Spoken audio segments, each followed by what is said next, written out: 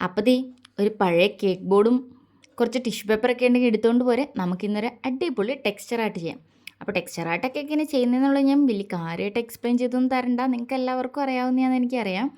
അപ്പം ഞാൻ എന്തായാലും ഒരു പഴയ കേക്ക് ബോർഡിലാണല്ലോ ചെയ്യാനെടുത്ത്, അതിന് ഞാനൊരു ഹേർട്ട് ഷേപ്പിൽ കട്ട് ചെയ്തെടുത്തിട്ടുണ്ട്. എന്നിട്ട് ഞാൻ അതിൻ്റെ അകത്ത് ജസ്റ്റ് ലവ് എന്ന് പറഞ്ഞിട്ടാണ് എഴുതി കൊടുത്തത്. നിങ്ങൾക്കിപ്പോൾ എന്തെങ്കിലും വേറെ എന്തെങ്കിലും രീതിയിലുള്ള ഐഡിയാസ് ഉണ്ടെങ്കിൽ അതനുസരിച്ച് ചെയ്യാം. ഇപ്പം ഞാൻ അതിൻ്റെ അകത്ത് ജസ്റ്റ് ലവ് എന്ന് എഴുതി കൊടുത്തു. എന്നിട്ട് അതിന് റെഡ് ആൻഡ് വൈറ്റ് കോമ്പിനേഷനിൽ ചെയ്യാനാണ് ഞാൻ പ്ലാൻ ചെയ്തേക്കുന്നത് കേട്ടോ. അപ്പോൾ അതിന് വേണ്ടിയിട്ട് ഞാൻ ആദ്യം കുറച്ച് ടിഷ്യൂസ് കട്ട് ചെയ്ത്, അത് എത്ര കുഞ്ഞായിട്ട് കട്ട് ചെയ്യാവോ അത്ര നല്ല പെർഫെക്റ്റ് ആയിട്ടുള്ള ടെക്സ്ചേഴ്സ് നമുക്ക് കിട്ടും കേട്ടോ. ഞാൻ മനസ്സിലാക്കിയെടുത്തോളം ഞാൻ കുഞ്ഞായിട്ട് കട്ട് ചെയ്തേക്കുന്നത് നല്ല ഭംഗിയായിട്ട് വന്നിട്ടുണ്ട്. ഒരുപാട് വലുതായി പോയത് അത്ര ഭംഗിയായി വന്നിട്ടില്ല. അതുകൊണ്ടാണ് ഞാൻ പറഞ്ഞത് ഏറ്റവും ചെറുതായിട്ട് എത്ര ചെറുതായി കട്ട് ചെയ്യാവോ അത്രയും ചെറുതാക്കി കട്ട് ചെയ്യണം.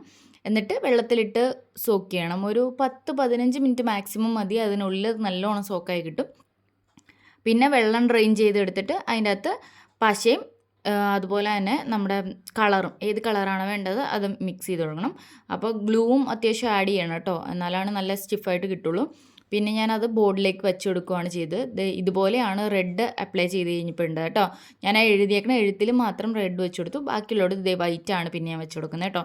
അപ്പോൾ ചെറുതായിട്ട് ഇങ്ങനെ ടെക്സ്ചേർഡായിട്ട് നല്ല ഭംഗിയുള്ള ഒരു ആർട്ട് നമുക്ക് കിട്ടും കേട്ടോ. എന്താണ് നമ്മൾ ചെയ്യാൻ ഉദ്ദേശിക്കുന്നത് അതുപോലെ ചെയ്യാം. അപ്പോൾ ദേ ഈ കാണുന്നതാണ് കേട്ടോ നമ്മുടെ ആർട്ടിൻ്റെ ഫൈനൽ ലുക്ക് എന്ന് പറയുന്നത്. നമ്മുടെ ഒരു അടിപൊളി ടെക്സ്ചർ ആർട്ടാണ്. അപ്പോൾ ഇഷ്ടപ്പെടുവാണെങ്കിൽ ലൈക്ക് ചെയ്യാനും ഷെയർ ചെയ്യാനും സബ്സ്ക്രൈബ് ചെയ്യാനും ഒന്നും മറന്നു പോകരുത്. അപ്പോൾ അത്രേ ഉള്ളൂ ഇന്നത്തേക്ക്. Bye bye.